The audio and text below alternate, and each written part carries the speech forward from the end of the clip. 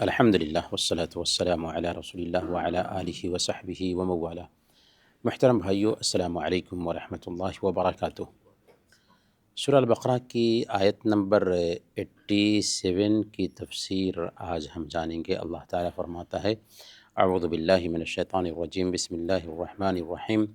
وَلَقَدْ آتَيْنَا مُوسَى الْكِتَابَ وَقَفَّيْنَا مِن بَعْدِهِ بِالرُّسُلِ وَآتَيْنَا عِيسَى ابْنَ مَرْيَمَ الْبَيِّنَاتِ وَأَيَّدْنَاهُ بِرُوحِ الْقُدُسِ أَفَكُلَّمَا جَاءَكُمْ رَسُولٌ بِمَا لَا تَهْوَىٰ أَنفُسُكُمُ اسْتَكْبَرْتُمْ فَفَرِيقًا كَذَّبْتُمْ وَفَرِيقًا تَقْتُلُونَ۔ ہم نے حضرت موسیٰ علیہ السلام کو کتاب دی اور ان کے پیچھے اور رسول بھیجے، اور ہم نے حضرت عیسیٰ بن مریم کو روشن دلیلیں دیں اور روح القدس سے ان کی تائید فرمائی۔ لیکن جب کبھی تمہارے پاس رسول وہ چیز لائے جو تمہاری طبیعتوں کے خلاف تھی، تم نے جھٹ سے تکبر کیا، پس بعض کو تو جھٹلا دیا اور بعض کو قتل بھی کر ڈالا۔ حضرت موسیٰ علیہ السلام بنو اسرائیل کے نبی تھے، اور تورات بنو اسرائیل کے لیے اللہ تعالیٰ نے اتارا تھا خاص طور پر۔ بنو اسرائیل کا اللہ تعالیٰ نے بہت خیال رکھا کہ یہ قوم سدھر جائے، اسی لیے اللہ تعالیٰ نے بار بار ان کے بیچ انبیاء اور رسول بھیجے، موسیٰ علیہ السلام کے بعد بھی۔ جن نبیوں اور رسولوں کا ذکر قرآن اور حدیث میں آیا ہے موسیٰ علیہ السلام کے بعد، ان میں حضرت ہارون علیہ السلام ہیں جو موسیٰ علیہ السلام کے بھائی تھے، اور ساتھ میں تھے ان کے ذوالکفل علیہ السلام ہیں، الیاس علیہ السلام ہیں، الیسع، داود، سلیمان، اسی طریقے سے یونس، زکریہ، یحییٰ اور عیسیٰ علیہم السلام ہیں۔ یہ انبیاء بھیجے گئے تھے بنو اسرائیل میں خاص طور پر۔ لیکن کیا لقمان علیہ السلام نبی تھے؟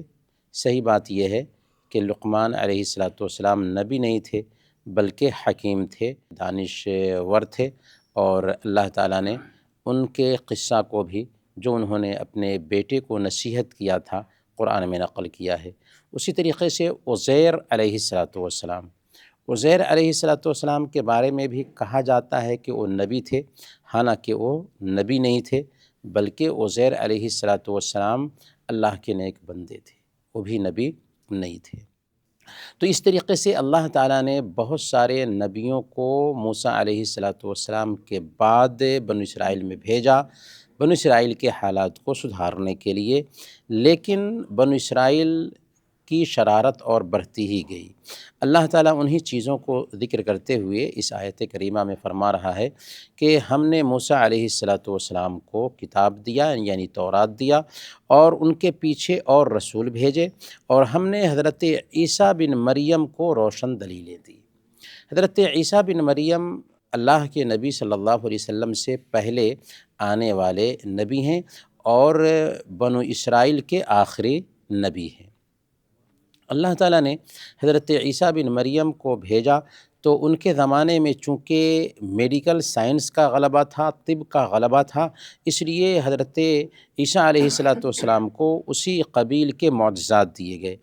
بینات سے مراد دراصل معجزات ہیں۔ چنانچہ حضرت عیسیٰ علیہ السلام مردے کے بدن پر ہاتھ پھیرتے تھے تو اللہ کی اجازت سے مردہ زندہ ہو جاتا تھا۔ جو پیدائشی اندھا ہوتا تھا اس کی آنکھ پر ہاتھ پھیرتے تھے تو اس کی آنکھ ٹھیک ہو جاتی تھی۔ اسی طریقے سے گھروں میں جو لوگ کچھ کیا کرتے تھے اس کو حضرت عیسیٰ علیہ السلام جان لیتے تھے۔ مٹی سے پرندہ بناتے اور اس میں پھونک مارتے تو اللہ کی اجازت سے اس کے اندر جان پیدا ہو جاتی تھی اور وہ اڑنے لگتا تھا۔ یہ سب کچھ ہوتا تھا دراصل معجزہ کے طور پر، کیونکہ یہ تو اللہ رب العالمین کی طرف سے تھا، اور عیسیٰ علیہ السلام کی تائید کے لیے تھا، جس کو ہم معجزہ کہتے ہیں۔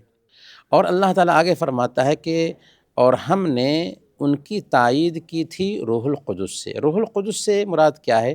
روح القدس سے مراد جبریل علیہ السلام ہے۔ جبریل علیہ السلام کو روح القدس کیوں کہا جاتا ہے؟ روح کی نسبت جبریل علیہ السلام کی طرف اس لیے کی گئی کہ ڈائریکٹ اللہ تعالیٰ نے حضرت جبریل علیہ السلام کو پیدا کیا، کسی ماں باپ وغیرہ سے ان کی پیدائش نہیں ہوئی، اور اس ناحیہ سے بھی کہ حضرت جبریل علیہ السلام وہ فرشتے ہیں جو نبیوں کے اوپر وحی لانے پر مامور تھے، ہے نا؟ اور وحی دراصل ایک طرح کی روح ہوتی ہے، کیونکہ اس وحی کے ذریعہ انسانوں کے اندر روح پیدا ہوتی ہے، اسی لیے وحی کو روح کا نام بھی دیا گیا ہے دوسری جگہوں پر۔ تو اس ناحیے سے حضرت جبریل علیہ السلام کو روح القدس کہا گیا۔ تو جبریل علیہ السلام کے ذریعہ اللہ تعالیٰ نے حضرت عیسیٰ علیہ السلام کی تائید کی، اور تمام انبیاء جو اس دھرتی پر بھیجے گئے ان کو معجزات دیے گئے، اور اس طریقے سے ان کی تائید کی گئی جبریل علیہ السلام سے۔ لیکن جبریل علیہ السلام کے ذریعہ تائید ہوئی، اور موسیٰ علیہ السلام بھیجے گئے، ان کے بعد بہت سارے انبیاء آئے، تو اس پر بنو اسرائیل کا رویہ کیا رہا؟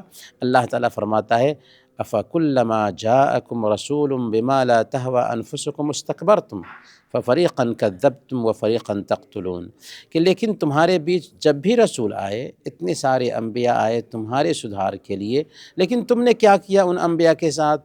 ان انبیاء کی بے حرمتی کی، ان انبیاء کی شان میں گستاخی کی، ان انبیاء کو جھٹلایا، ان انبیاء میں سے بہت سارے نبیوں کو قتل بھی کر دیا تم نے۔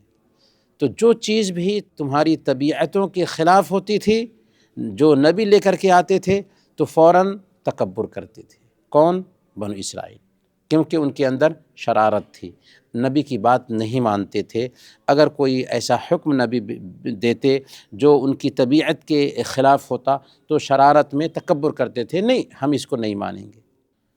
کچھ لوگوں نے تو نبیوں کو جھٹلایا، کچھ نبیوں کو جھٹلایا اور کچھ نبیوں کو قتل کر دیا، جیسے حضرت عیسیٰ علیہ السلام کو انہوں نے جھٹلایا، اللہ کے نبی صلی اللہ علیہ وسلم کو انہوں نے جھٹلایا، اور حضرت زکریا علیہ السلام، حضرت یحییٰ علیہ السلام، ان دونوں کے بارے میں کہا جاتا ہے کہ بنو اسرائیل نے ان کو قتل کر دیا۔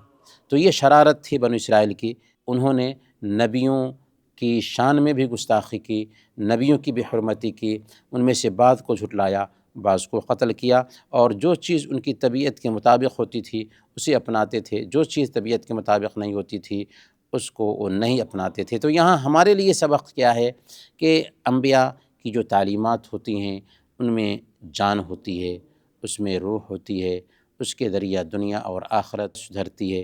اس لیے ہمیں چاہیے کہ شریعت کو فالو کریں، شریعت کے مطابق زندگی گزاریں۔ اللہ تعالی ہم سب کو سکون اور عافیت کی زندگی عطا فرمائے۔ آمین۔ وصلی اللہ علی نبینا محمد وعلی آلہ وصحبہ اجمعین۔